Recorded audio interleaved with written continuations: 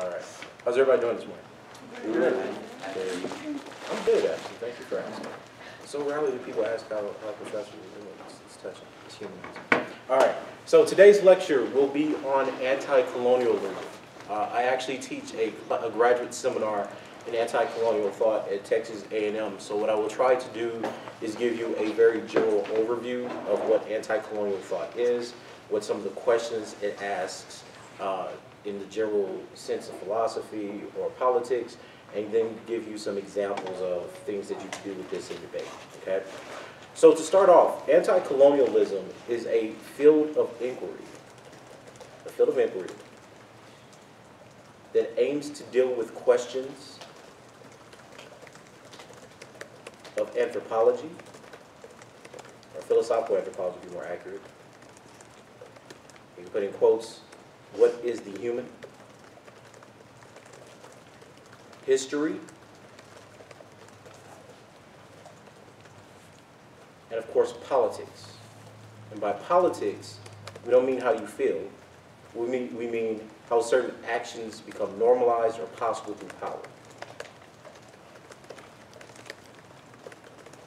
Philosophical anthropology, right? History, politics. Now, what do I mean when I talk about philosophical anthropology? As LD debaters, or debaters in general, at some point you've run into the question of what is the human? And you probably haven't stated it in that way. What you've probably suggested is we're all rational actors, we're all moral beings, you have ethical responsibilities, obligations, etc.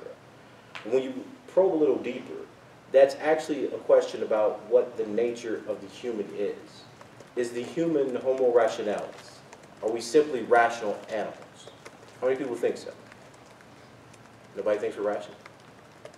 Oh, the millennials have made advances. Behavioral economics. Or homo economicus, right? Which is the idea that we're economic peoples, that we use reason to get economic gain. How many people believe that? 2 people? 3 people?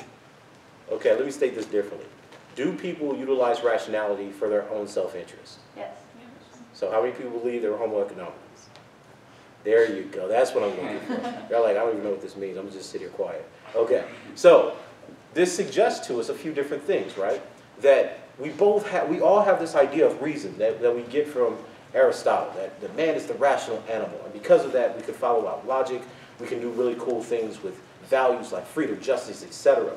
And, right, according to Locke, that when we study political economy, we're not only talking about the rational actions or thoughts of man, but also the economic or wealth-based self-interested behaviors of mankind or humanity. Now, in that sense, this is what creates the world. So all the problems that you talk about, capitalism, right? Homo economicus problem, right? Problem of self-interest, going too far, that everything becomes an economic dividend, which leads to dehumanization and alienation if you're following Marx, right? Or we talk about reason. How far does reason go? Is reason specifically male, right? These kinds of questions originate because you assume certain notions of reason belong to certain bodies or certain beings. These questions can be unpacked in anti-colonialism because what you're trying to show is that the colonial epoch, right, this idea of colonizing and imposing certain powers and values and structures from Europe, actually conditioned the way that we see mankind. I'm saying mankind there purposely. I'll explain in a second. Does everybody get that? So anti-colonialism will suggest, and Fanon makes this argument as well, that metaphysics is little more than the values of a culture. And that the reason that certain values appear to be universal is because of the power behind it.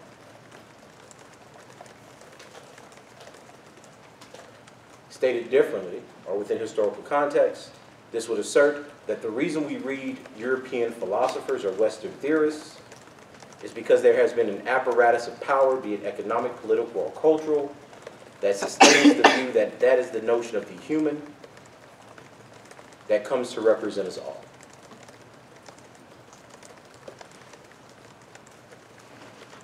So anti-colonialism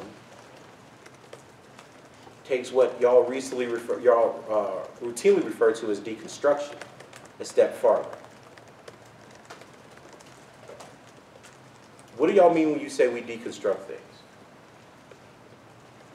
We analyze like the motivations behind them. Okay, very good, right? Of your Derrida that the certain sign or word doesn't fully express its meanings or intentionality. You mean like deconstruction in terms of Derrida, Yeah. not like how debaters would use it? Yeah. Okay. No, I mean, you're right, because most people use it colloquially that way. Right. So when we say we're trying to deconstruct something, we think we're trying to analyze it, find out its motivations. But how far do we really get? Do we ever really get to understand the true motivations behind deconstruction? So said differently, are y'all really that different when it comes down to your politics, your motivations, and intentions? No. No. So when y'all deconstruct things, it always ends up being something you either agree or disagree with. It never seems to be anything you've never thought of. Isn't that interesting? That the solution to every problem that we have philosophically or metaphysically is just something that we either agree or don't agree with, not something that we just simply can't comprehend or don't know. So it suggests to us the very process of claiming that we deconstruct things is merely a rhetorical device that puts us on one side or the other of an argument or a politic. Anti-colonialism, however, is making a vastly different argument. It's suggesting that possibility, the things that we may be able to imagine or can't fully envision, could actually be the answer to the question that we don't know how to ask. If we ask the question, what is a human? There could be a possibility of a human that we can't entertain yet. Why? Because we have been socialized to think of humanity purely in the ways that European philosophers like Kant, Aristotle, Hume, are really big into like, we can't, predetermine causation, right? How these people articulated reason, rationality, etc. So how does this then affect the way that we perceive questions about race? Well, if you have a white anthropology, meaning you utilize the theories that white philosophers have traditionally given you about the nature of the human, then there is a fundamental question as to whether or not those actually apply to different races. But you say, why? Are we not all human? Therein lies the problem. If the question of what is human and it's a quality that we all share gets put on the table or asserted as if it's fact, then you're not really able to question the human. Because you're asserting that the very ways that you ask are denote the characteristics of reason, compassion, or ethics. That's the basis of everything you start with. Anti-colonial thought suggests there may not be an ethics. What if human nature was such that people naturally loved each other? Like, this is Rousseau's position in the state of nature. Would there be a need for an ethics? Why not? Because you wouldn't do anything bad to anyone, right? So Rousseau argues, right, that the reason that you have ethics is precisely because you're put into a civilization where you now have self-interest, meaning that you have to decide, knowing that your inclinations for yourself and may injure or harm someone else, what you should do and how far you should go. So in other words, Western philosophers conceptualize society in such a way that there would always be self-interest, capitalism, etc. Ethics is just a way to say, yeah, we know bad stuff happens, but here's the limit to bad stuff. Here's how far you should go. So yes, you should make profit and exploit people, but not that much, right? But what if you emerge from a possibility of the human being, from a stateless society that doesn't have a capitalist impulse, where there is no notion of the individual? Would you have the same need or critique of capitalism? No. Because a person that doesn't have a concept of the I or others would probably not invent an economic system that depends on that assumption. This means that the anthropological assumptions that we make of human beings, whether or not they're individuals, whether or not they're good, whether or not they're bad, whether or not they're self-interested, these are the cultural building blocks of the larger systems that we critique. So if you believe that you're a self-interested human being, capitalism would probably be the economic system of preference.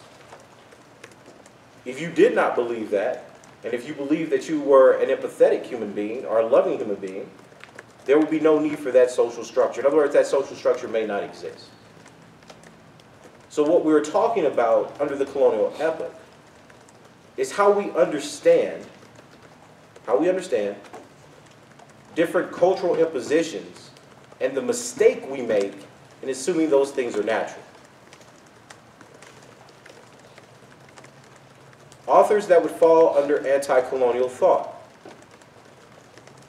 Frantz Fanon.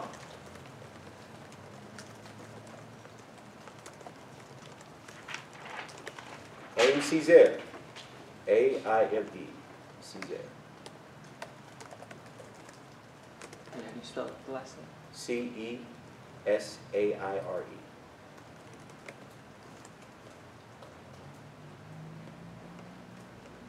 Sylvia Windsor.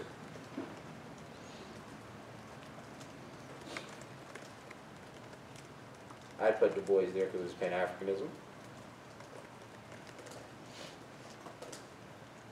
All right. These are just a few examples, all right, of people who do this work and have been applicable to the debate context. Okay. Colonialism. What is colonialism? One group dominating another and like exploiting them for resources. Very good, very good. Fanon claims that colonialism is largely an enforcement of power that utilizes economics and labor.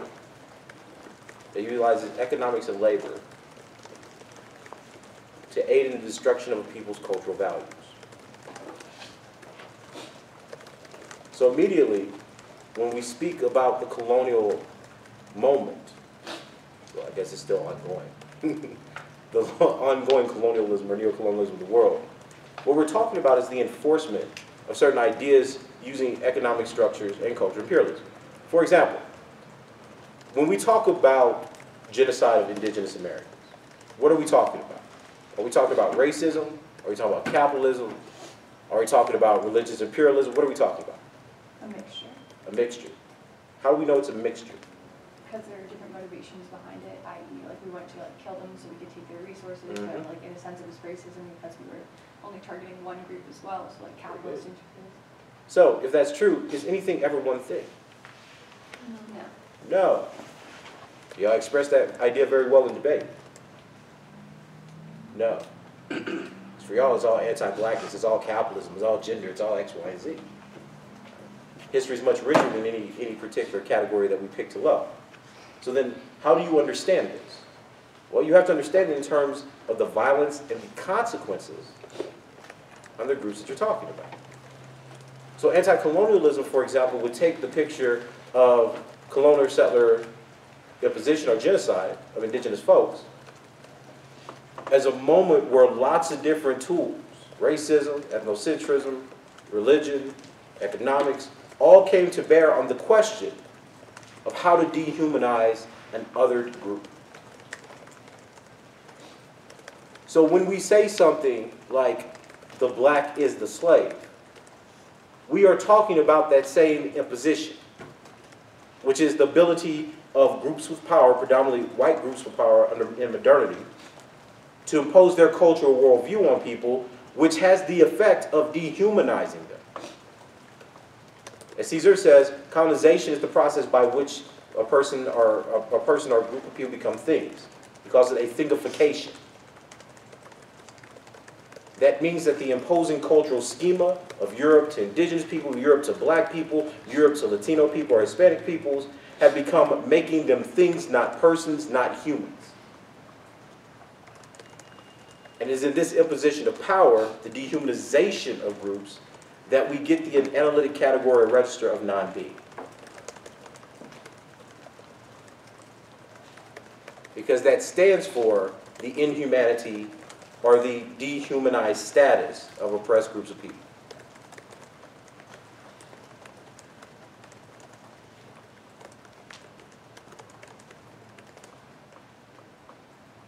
In the zone of non-being,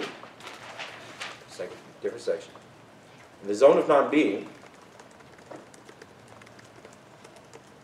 the group with power assumes the role of author.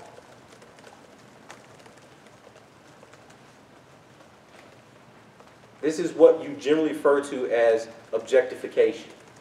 Fanon calls this objecthood. It means that the group with power, in this case, in Fanon's case, the French, in our case, we generally refer to whites, have the ability to make oppressed groups or the individuals from that group into their own objects. This is largely referred to as fungibility. It's Ida Hartman's work. I call this caricature, often in my work. It's the ability of people to distort the actual cultural or intimate human quality of groups that they oppressed and make them into what they want them to be. Yes, ma'am. Then, like, if Fanon's, so if Fanon's advocating that, like, we view some people as, like, non-human, He's not advocating that. He says that's what happened. He's describing that, yes. Then why does, like, I guess how does Fanon's, like, other form of humanism, like, resolve this? Because doesn't he, like, advocate for a new humanism, right? And but you know, when you read Bob's interpretation of new humanism,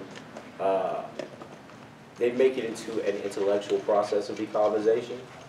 So for everyone who doesn't know, Fanon argues that within in the colonial context, see, you're making me skip section. That was going to be my next point. Oh. In the colonial context, the solution to this is decolonization.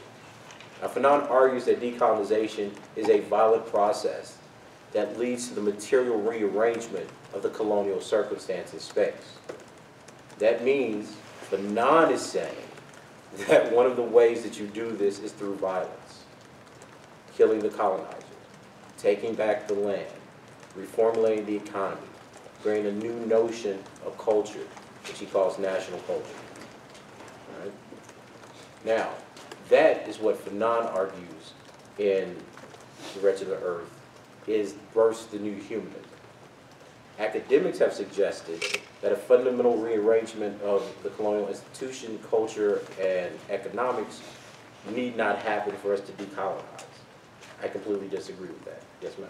So then, like, he's not necessarily inconsistent with other, like, Afro-pessimists in that, like, he doesn't say current humanism could be, like, have any value, but only insofar as we, like, end, like, the world as we know it. Yes, the problem with that is at the end of the book, Wilderson is talking about, he literally says, Fanon was our best shot at that and he failed, so there is no way out. Right? So that's why he says, you know, it has to be this kind of pyrotechnic display of, you know, X, Y, and Z. You see, every person who makes a structural argument has to deal with the question of violence in the society. Because it's the institutions and the economics and the religion, all these things acculturate how you think of inferiority. So indigenous people didn't just become inferior because they weren't European. They were also not Christian. They were also not capitalist. They also didn't have centralized state governments or federal governments, right? They didn't have, you know, kings in the same way. All these are codes for how Western man, in quotes, utilizes and creates their society. So when you say something like, this is an inferior race of people because they're not Christian, what you're saying is Christianity is a major marker or designator of rational modern European persons or man, right? These people are not that, hence they are not civilized, they are savages X, Y, and Z. So the question becomes for the person that's advocating decolonization now, in our contemporary moment, how does decolonization within, you know, because I write in journals or I have a discussion with other select educated groups of people, actually change the world? Because Fanon is talking about writing revolutionary poetry, reformulating the culture based on energizing the peasants and the petite bourgeois, you know, the national bourgeoisie, insofar as you can, to reformulate and form new groups, a new group identity. So then, like, in an apocalypticism map, like on a climate change topic for like college, but then Fanon's radical humanism wouldn't be an answer to it because that new humanism, he says, would only occur if you had like some sort of apocalyptic. Yeah. Oh, okay. Yeah, exactly. You can't, because if you don't, and he makes this point in nonviolence, right? He says, listen, if you don't destroy capitalism, if you don't destroy Christianity, if you leave, I mean, specifically, you know, he's talking about the language as well, because this is what he talks about, black skin, black mass. If you leave those things in place, you still think in the terms of your oppressor.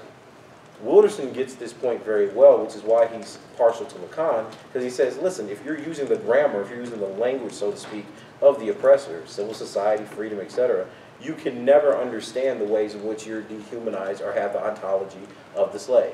He thinks it's ontological. I think it's sociogenic. It's created, so to speak. But nonetheless, in his thought, he thinks that it's ontological. The effect of that, right, is that there are no rhetorics. There is no language that gets you out of thinking in terms that you're built to think in. For example, how many people here speak more than one language? Okay? For everyone who doesn't, is it very difficult to learn a new language for you? It's very difficult at this age, isn't it? For those who do, if you learn 2 languages when you're little, is it easier? Is it easier for you to understand both? And does it mean that some things that even though you know, you can't translate into the other language? Yes? No? Right? Why? Because the structure and grammar of one language has a different schema or objects in another. So there are some objects that we believe to exist in language A that simply does not exist in language B. Right? If that's true, then when you're talking about grammar, if you speak in language A, then you take on all the baggage of what you think exists there. Somebody in language B, they don't have that problem because the object doesn't exist. So you can't, this is why Wilderson argues that his system is, his analysis offered is paradigmatic, because he doesn't think there's any way out of the grammar or symbolic ways of thinking, right, that we've all inherited by being in the West or colonized. Paradigmatic, we just mean like, are you talking about it in terms of like Saussure theory? No, paradigm in this sense, established set of beliefs, patterns, etc., of systems of thought. So the paradigm of science, the operating system of beliefs, etc. That's what he's trying to get to. The anti-colonial analysis is much less likely, or is less likely, to embrace European theories like Lacan, etc. Post-colonial analysis does that all the time. So in post-colonial frames, which are trying to create new histories of Hegel, which are trying to create new histories of Rousseau, they're more than willing to read European philosophers back onto themselves. Which is why you could utilize something like Hegel's dialectics to create new theories of unity that may be utilized for revolutionary purposes. Or why you may have people utilize different aspects of Marxism like C.L.R. James or Eric Williams to account for different aspects of slavery or the production of sugar in the Caribbean. All these things are possible. I'm not saying they're legitimate. I'm saying, however, anti-colonial analysis would be much closer to suggesting that the very rubrics we assume, like dialectics or humanism, etc., are not universal in operation. Right. Yes, sir. Do you think Fanon makes an inevitability argument about colonialism? No. Okay. So then my question would be, say this argument is like read in a debate, do you think that the... Fanon? If somebody reads Fanon? Do you think that the... Not talking about the alternative, like the link arguments, because you say that it can't just be one thing, like your link argument would have to be about like anti-blackness, but you also have to have another link argument about capitalism and link argument. If you're going to run Fanon, I mean, I assume this is LD, right? Yeah. I mean, if you're going to run Fanon, you don't have to, I was just saying in terms of how y'all understand how oppression works, usually in debate we argue about one thing, it's anti-black, etc. But if you're going to run Fanon, you don't have to have that multiple link. You just have to prove that this is a colonial or neo-colonial context. Okay. Right, your values, and there's tons of cars, you know, your values of freedom. Rawls's notions of democracy or the democratic contract, or constitutional democracy, which is what he assumes. What else do they run? Kant, right? I mean, Kant's easy. Kant's just crazy. I mean, you know, he supported colonialism. Like, all you have to do is show that these values are, in fact, the product of colonial circumstance. And Fanon's argument would be, because of that, it reproduces a certain kind of violence and thingification of colonized peoples. So remember, most of the values that we're talking about that are the product of Kant's writing, or Hegel's writing, or Herder's writing, are the product of debates Europeans are having about colonization, slavery, etc. So it's not like the bodies that we're generally talking about, indigenous bodies, black bodies, what we now designate as Latino bodies or Latina bodies, are configured under initial theorizations. So if Fanon's argument is not that there is inevitability component of colonialism, does his world look like no oppressors that he says are the problem now? Are we not using English anymore? Like where? I mean, it's kind of open. At the end of Black Skin, White Mass, I think he kind of thinks that Actional Man or New Man wouldn't speak a European language. In terms of what the new humanism looks like, I don't know. Right? I mean, because our national culture is the last chapter in Wretched Earth, so I Okay. mean, I don't know. Okay. You know? So if Fanon would like link it back necessarily like to discourse instead of like the plan focus, because like the discourse would be If you're, I yourself. mean, if you're running it the center round, Yes. I think, I don't know. I mean, I think there is a link on discourse. I think a stronger link would be the analysis of the value they're talking about. Specific to the author, if they're using Rawls, neoliberalism, you know, something of that sort. I think the implication of decolonization is that you have to radicalize not only the way you think, but the cultural practices and institutions in a given society. And that the alternative is a new humanism that understands these values, that don't reproduce the ills of the colonial circumstance. This is ultimately the claim that Sylvia Winters makes, or Sylvia Winter makes in the winter shell that we have in camp. And the reason for this is this: all the things you complain about, sexism, racism, protectionism, xenophobia, refugee crisis, climate change, these are all the products of Western men. So everything you're upset about is the creation of what happens when European groups have had the power to construct the world based on their own ideals. So Winter would say, get rid of that concept of man. You need different concepts of the human to undergird how you build society, right? It's the philosophical anthropology, right? And then that would create better systems of thinking, better systems of living, different cultural institutions. Yes, ma'am. So she differs from Fanon there, and that Fanon would call for decolonization to get the new humanism, but Winter says that like just a mindset shift is enough. Well, she would say it's decolonization as well, but Fanon's view of decolonization, bless you, is not merely the change of the human, of Western man. Fanon is saying that in the actual context of colonialism, you have to overthrow the systems of power through violence. Would Winter say the same thing? It's a good question. I have not read an essay where she's endorsed it, but her thought is in line with it. So that's kind of an open question. She's more analyzing philosophical anthropology and epistemology. Okay, so really her argument is from the mindset shift.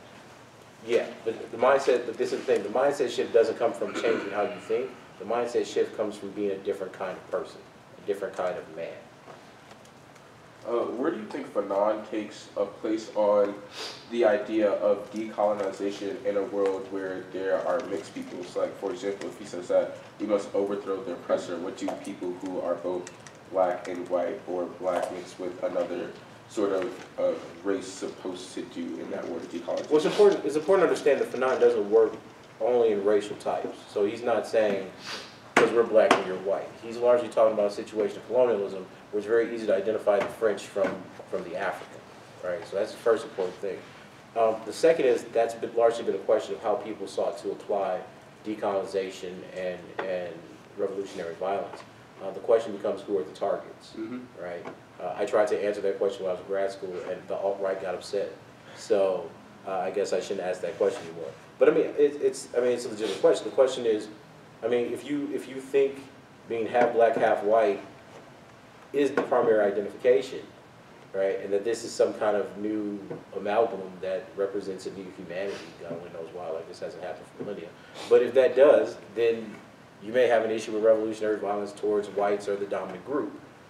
If you are racial essentialist and believe that there are races and certain groups believe in certain things, you may not, because you'll say, well, whites are still the target group. You could be a person that says, well, regardless of racial identification, what we're ultimately talking about with Fanon is a system or construction of economics, beliefs, et cetera, that are fundamentally anti-black, anti-indigenous, et cetera, and you attack the group that believes those. That's kind of an open-ended question. Right. So then, if it's I guess then if Fanon does not only talk about race in context of colonialism, then where is his position on between straight folk and people who are not straight, and different identities that are like different from the norm within society now? What does he say about that? He doesn't address those in his primary words. Oh, okay. Because for him, again, this is what I mean. Y'all have a tendency to think in terms of identity, and then identity tells you where you go. Fanon is saying there are impositions and structures of power where identities are created. So regardless of whether or not you're straight, gay, trans, whatever, right? Non-gender conforming now. I heard there was the first non-gender conforming baby recently, right? So, or non-gender designated baby. So when these things happen, Fanon is going to say, the question is, who has the power? So To determine those identities. To determine those identities. So you can be whatever you want, but if Canada came in with nukes and shut America down, you become what Canada says you are. Right. That is the problem of the colonial circumstance and context. Okay. Right? And what you see in America is we're living out the kind of imperial dream of white people who came over here or who declared themselves to rule independently in 1776, and this is the product of it, right? Which is really interesting to me because if you look at there is no gender today that did not exist then. The only difference is today we name them things and think they're identities. Right. So it shows how far like power has been infiltrated within Exactly. society, because now we have discussions over straight folk and people who are not straight folk, when the discussion should be centered around who has the power to determine what those people are. Because you see, and this has been one of my, and I'll give you a very brief example of how an anti-colonial frame of mind differs from how you take your progressivism. Under your progressivism, most people believe that queer identity is progressive or more liberal, right? Yeah. So you would generally believe, even though there's no empirical reason to believe so, that gay people are more progressive than straight people. Yes?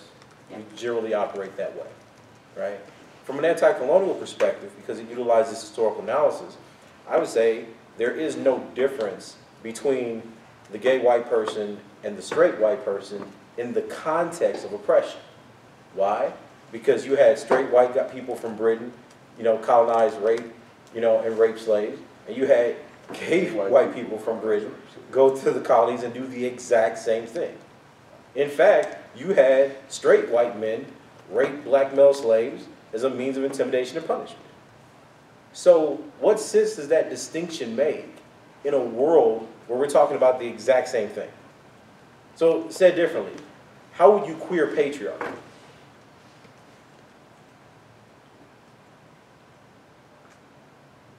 What would a queer analysis of patriarchy look like?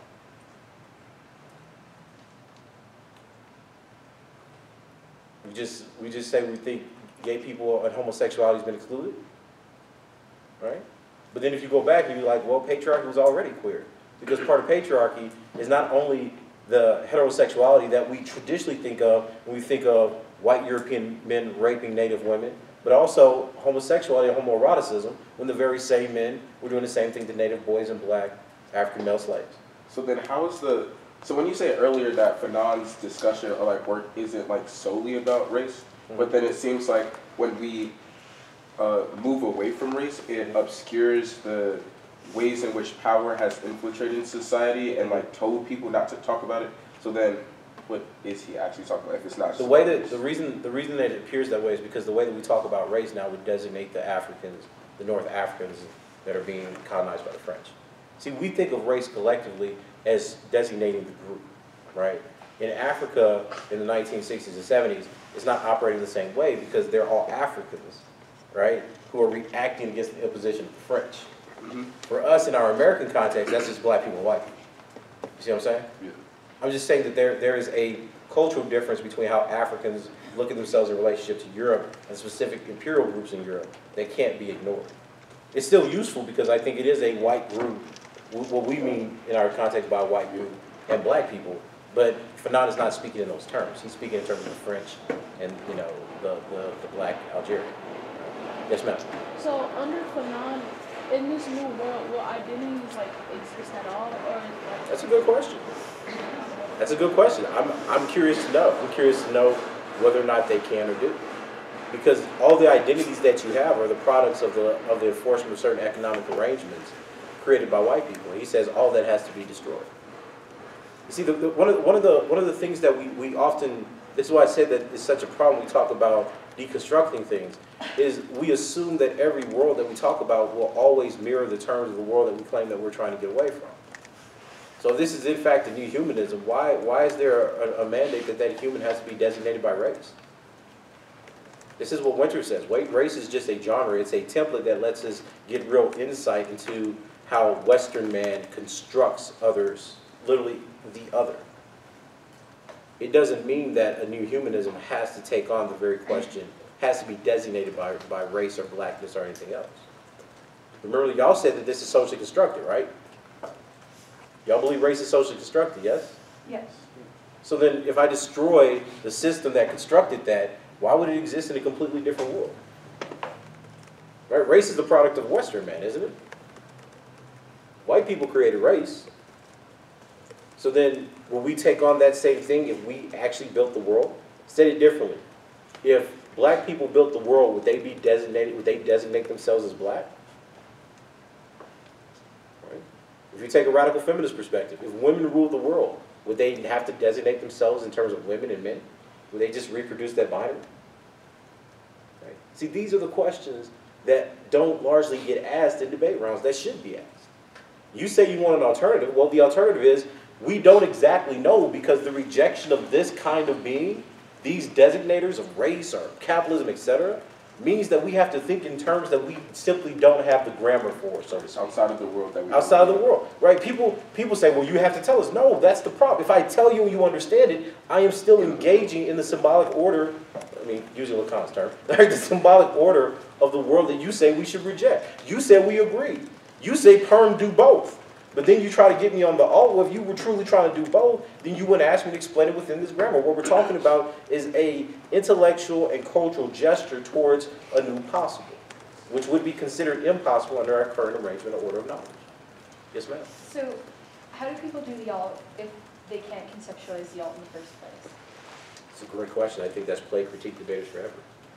It seems like in that case there wouldn't be an alternative. Like it'll just be a non-unique dissent in a word where you prove links to the affirmative and prove why it's bad, because Which is why we call it linear dissent, yes. Right. So like if you know what the world of the alt looks like, then it's not really an alternative. It is still in the realm of humanism that the affirmative puts in the debate. But your alternative doesn't. But notice, it doesn't mean that you lose, right? It means that the explanation of what you're debating changes. So if you're saying we should embrace freedom, right? Then I say, right, if I'm running, let's say I run Maroonage or something, right? I say, but the position of unfreedom, of not being free, has the best conceptualization of freedom, because your notion of freedom embraces slavery, capitalism, and the exploitation and machination of human beings, which is what slavery was. I know I don't want that concept of freedom. My concept of unfreedom empirically inspired people to not only leave slavery, but create or launch guerrilla warfare against it. So do I know that every person becomes a maroon? No. But do I know empirically that the condition of unfreedom I'm advocating challenges and destroys your values? Absolutely. Go for me. All right? That's how alternatives should be discussed. Right? At least in my view. But isn't that just like an argument of not the word itself being bad, but like the connotations that we give to it? Yeah. Because all the connotations and meanings that we give to a word, like blackness, or femaleness, or femininity, or gayness, these are all cultural locations. Right? Think about it. Think about it. What is there in human sexuality that necessitates that there is only straight and gay? Nothing. Absolutely nothing. Like when we read the Greeks, they were sleeping with everybody. Little boys too. And those were some of the greatest philosophers. So we didn't even have this concept in antiquity, right? So what is it about our modernity that allows us to not only create concepts but fix bodies to concepts, right? Say it differently. What is it about? Here's a great one. Who's more violent, men or women? It's not really a trick question. Go with your gut here. Why? We've taken like data and stuff, I guess, that we've been like fed, like IPV, people think that men are usually the perpetrators. Okay. Now, we live in a patriarchal society, right? So this is the kind of, this is what's wrong with how we analyze things. What do patriarchal societies require? Domination over a certain like group of people. Okay. So let's say patriarchal societies dominate women. Do we agree to that? How bad do they dominate women? Let's compare. Has there ever been a patriarchal society that's committed genocide against women? No. But these these are really violent societies, right? Are there patriarchal societies that who have committed genocide against other groups of people Yes. based on race or ethnicity? Yeah. So, if a patriarchal society is primarily about dominating women, why is it not committed genocide against them, but it's done so with these other groups? What about witches? Hmm? What about witches? Well, that's not wholesale genocide, though. I mean, genocide would be the position of one group, like eliminating the whole group. You know, and that was intra-group too, because there were some members of the same group. So why do we not see this kind of this extreme range of violence? Reproduction. Yeah. Reproduction. So that means that patriarchal societies depend on what? Women. So then in those societies, if I wanted to keep women safe, what do I have to do to other groups of males? Who are the first victims of genocides? Battle-age males. So it suggests to us then that the way that we've constructed bodies and the way that we've constructed categories don't necessarily talk about the ways that these societies actually exist, right? And we designate people like men being violent based on what? So why are men violent if we take this analysis? Protect women. To protect women and what else? Reproductive ability. Exactly. So then are you actually testing, when you say we've tested men are violent, what are you actually testing? Men protection of women. Well, that could be a reason, but what are you actually testing? Are you testing individual men who are violent, or are you testing the way that patriarchal societies socialize men? Individually. Are you talking about how society socializes? So think, I'll give you another example. Why do men go to war? Why has the military predominantly been males? Isn't it because they're stronger or something? Well, that's what we say. That's how we rationalize it, right? But for most major civilizations, the people that are in the military are men, right? And we've created it that way, right? Because you could kill all the men, but if they impregnate women, you get more men. Yay, right? So here's the question. Is it that men are more violent, or is that the way that you create your society? Create society. You create your society. Say it differently. If women created a society and said that you put all the women in the military, and for millennia, women have been in the military. If you measure violence in that society, who would be more violent? Right, because the charge of the women is to defend everyone else in the society. So what you're dealing with when you're talking about societal violence is the enculturated idea of masculinity that is created by patriarchal societies, that violence should be utilized most often by men in cases of killing other people. Which fits with exactly how your society functions, because those men have to believe they can kill other people for the good of the overall society. This is common, by the way, not just me. So you see, the arrangements of what we believe exist in categories like masculinity isn't about masculinity. It's about what we take or shorthand about the histories and the development of a society. The same thing with queerness. We don't take queerness and say, oh, we don't go around and say, historically, homoeroticism and homosexual Europeans were colonizing and raping other people. We don't put that in the definition of queerness, do we? We leave that out. Why? Because in this society, you want to talk about that sexual identity in such a way that it's compatible or it still is in relationship to heterosexuality or, a straight identity. Same thing with white and black. What you're talking about are two designations created for the enforcement of certain relationships in the society. One which was designated by freedom, one was designated by not being freedom. One that was designated by a citizen, the other one designated by a slave. These don't have to be natural. We're using the categories that have been created by society within a history for certain functions and now calling them natural because we've all been acculturated to believe that they're actually real and actual. Does that make sense to everybody? Do you see how if I change the history of the term like queerness or womanness or maleness, I get a completely different category at the end? Yes, ma'am. So Fanon would probably say like the Haitian Revolution wasn't quite what it should be in terms of erasing identities in that way, and that's why it Absolutely. wouldn't work. Absolutely, I think so, yes. But notice, this is a geographical issue. Because for black people in America, because Haiti is so close, Haiti became the symbol of exactly what black people should do, which is embrace black self-determination and black independence. So for black Americans, Haiti was a signal that black people could engage in self-rule or self-determination. That's going to be very different than what happened in Africa. Because in Africa, you're still in a country, not a country, a continent full of countries, right, that are filled with black people, right?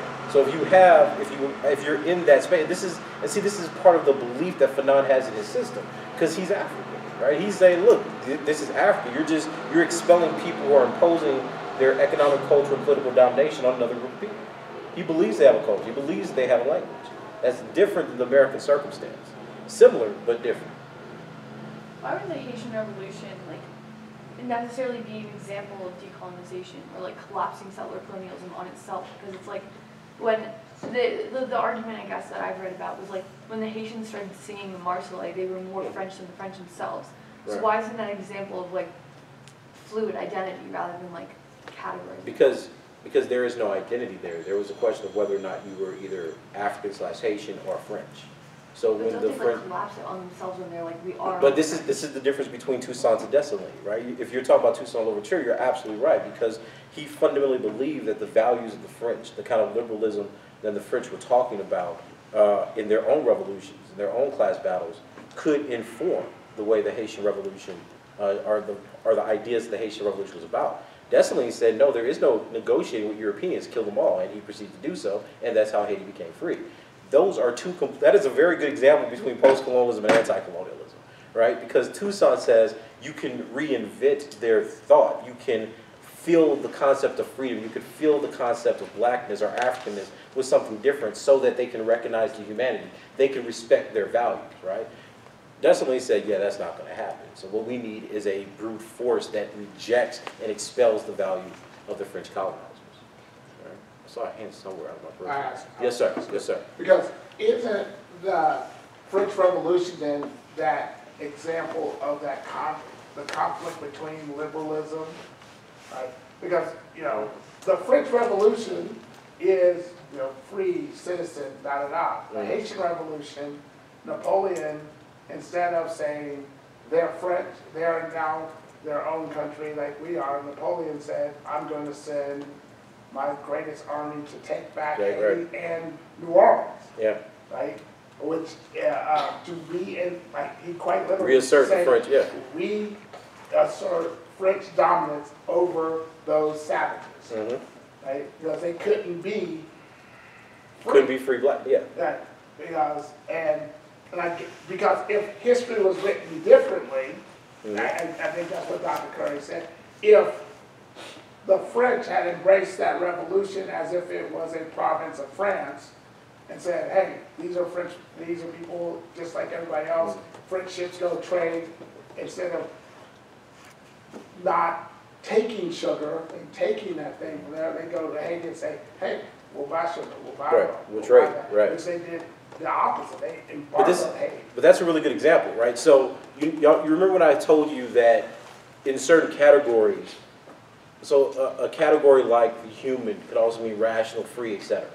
Okay? So think about this in context of Haiti.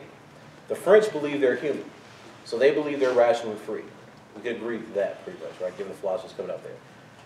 Black people are non-human and hence not free, right? So what did Napoleon think when he saw a free black republic?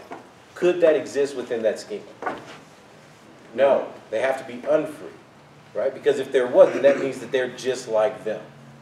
And the whole point of having a difference between European/white and black/African is the freedom, unfreedom, the human, non-human distinction. So part of the colonizing mission was to reassert that ontology upon black people because they had been distorted, so to speak, in the mind of the French. They thought they became free, and we simply cannot allow that to stand, because then there'd be no racial difference between white or black, or African European or European French. Right?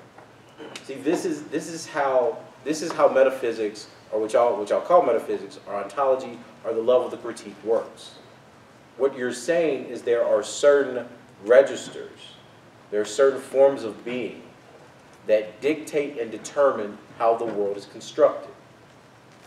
The anti-colonial frame chooses the historical incidences of colonialism as a process by which we inherit and become socialized into those values.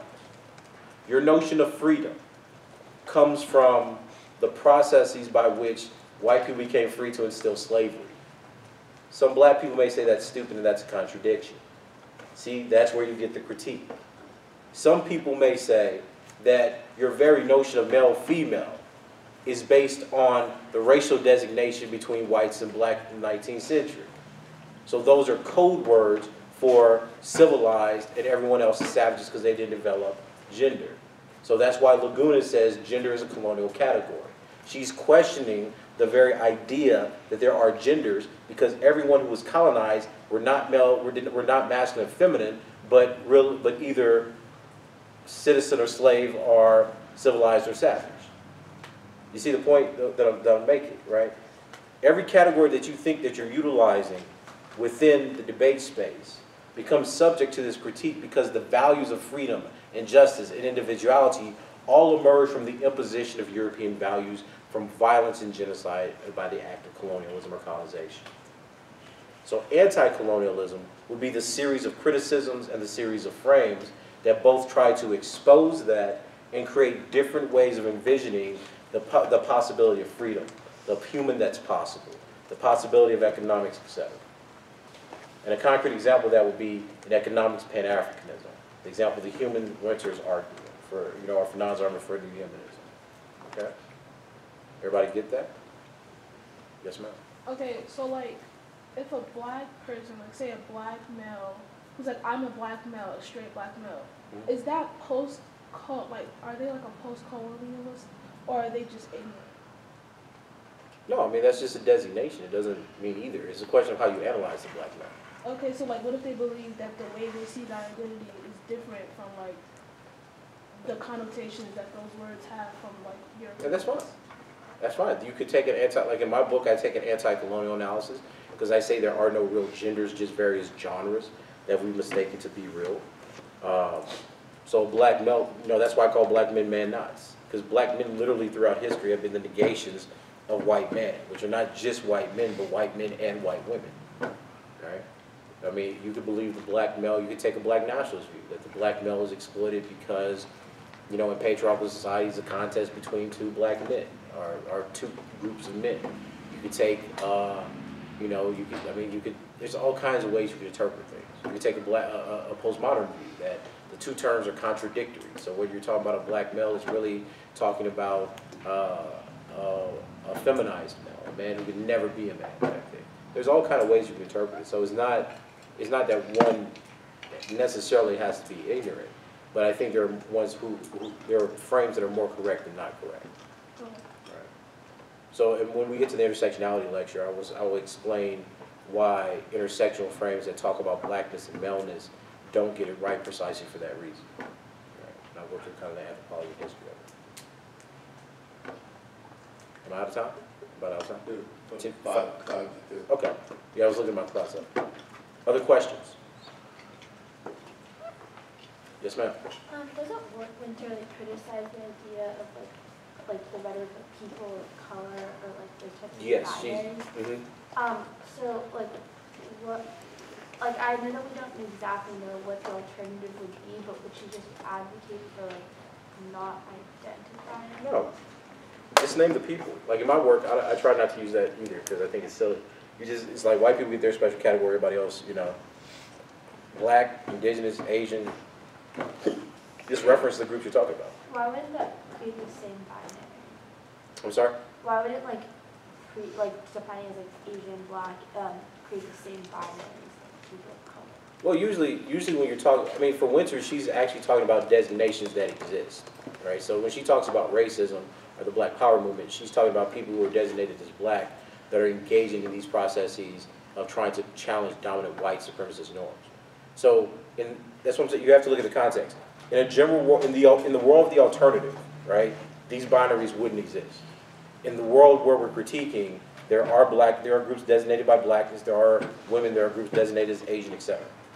You see what I'm saying? So those are designations in her mind. She writes about them. She writes of those, of those groups. She goes to another question. Another hand? Yes, sir. What do you think anti-colonialists would define as black? I think it depends on the circumstance, right? So I think that if you're looking at anti-colonial work or work in black studies that calls itself anti-colonial, it would use the term black because it's largely influenced black power tradition, about some of the black radicals. Like, who do they designate as black? Well, I mean, look, if you look at, I mean, that answer is going to change too. So they would say people who are the descendants of slaves, right? So some people would not necessarily designate some African immigrants as black. Some people would take a very Afrocentric perspective and think that all African descended people are black. You know, it changes. There are people who make different arguments for or against the way they designate groups of people. Does everybody understand what was said? How viable do you think it is in terms of the debate round? Very. Right? You see how this differs, why this differs from, oh, I just ran a critique? Right? The point of utilizing academic arguments or frames, and we'll start talking about arguments later in the week, and especially next week, the reason for these kinds of frames is that they're trying to push people to reconceptualize. The way that you express this in debate has largely been on the basis of X or Y. But X or Y is in the same alphabet, so to speak. That's actually a very good way to think about the critique, or the failure of the critique. The failure of the critique is that you are still within the alphabet that you learned when you're a child. My 4-year-old can tell you the alphabet. If you're still evaluating your choices based on that grammatology or that symbolic order, that's a problem. What you're trying to suggest is, basically the alternative is, what if there is no alphabets? And if there are no alphabets, there are no words. Stated differently, if you're talking about capitalism and suggest we need a new way of thinking, there may not be Homo economicus. There may not be an economic man that creates these structures. That means that there is no capitalism. There is no money. You know, which I know y'all are all dishonest when y'all read this stuff, but I'm saying that if you were serious, that would be the implication of your thought. If you're truly serious about decolonizing feminism, there wouldn't be any women. They wouldn't exist, because there would be no genders. Right? But y'all don't take it to that level. What y'all want to do is you want to say, oh, patriarchy's bad, even though patriarchy has historically developed to protect me from other imperial savage, so violent savage groups. So reject male violence, vote for me, I'm less violent. But I birth male violence because that's historically been my role, right? I reject whiteness because whiteness is bad, but vote for me because I'm the progressive white. This is what you're talking about, right? If you were truly radical, you see, this is why anti-colonial folk make the criticisms that we do against these other kind of progressive categories. The issue isn't being anti-feminist or anti-queer theory or anti any of these other things, are actually anti those groups. The issue is that it doesn't go far enough to reconceptualize what they actually are. If you want women to be free in capitalistic societies, good luck with that. Because they have a burden of reproducing for the society. That's how the society is going to continue. That's what we call a brute fact, right? You can't have babies without women. So then what does that mean economically in terms of rational economic choices? What's more self-interested? To make the same money as a man and claim that that's equal, or for the society to oppress the ability of women to make wages because the society has an interest in reproducing itself? Hence you have the problem of the home versus the workforce. You see, you can explain these things based in the societal and historical dynamics of the people you're talking about. That's not universal. The problem with women going into the workforce isn't universal. It's not even relevant to other groups of women in the society. Because other groups of women, because they were exploited for their labor production and they were colonized, have never had the choice to be in the home. The fact of white supremacy was the destruction of the black home, was the destruction of the ability of indigenous people to reproduce. So why exactly would that question be relevant to those groups of people?